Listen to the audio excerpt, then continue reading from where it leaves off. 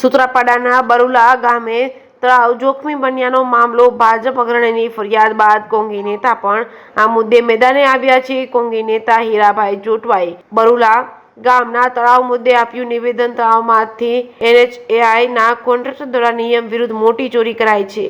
કોંગી નેતા હીરાભાઈ જોટવાએ જણાવ્યું હતું, જિલ્લા કલેક્ટર અને ખાણ ખનીજ વિભાગના આ મુદ્દે તટસ્થ તપાસ હાથ ધરશે, જવાબદારો સામે કડક કાર્યવાહી કરે છે, અન્યથા ગુજરાત હાઈકોર્ટમાં ખેડૂતોની સાથે રાખી રિટર્ન કરવાની ચીમકી ઉચ્ચારી છે। જે કેસની ગુજરાતી સાથે મહેશ વાજા, સોમનાથ। સુત્રાપાડા તાલુકાના બરુલા ગામમાં પાણીનું તળાવ છે એ સલામત તબક્કેથી અસલામત તબક્કા તરફ જઈ રહ્યું છે। એનું કારણ નેશનલ હાઈવેના જે કોન્ટ્રાક્ટરો છે એમણે બેફામ રીતે માટીની ચોરી કરીને જે પદ્ધતિથી કાઢવાને બદલે ખૂબ વધારે નુકસાન થાય એ રીતે માટી કાઢતા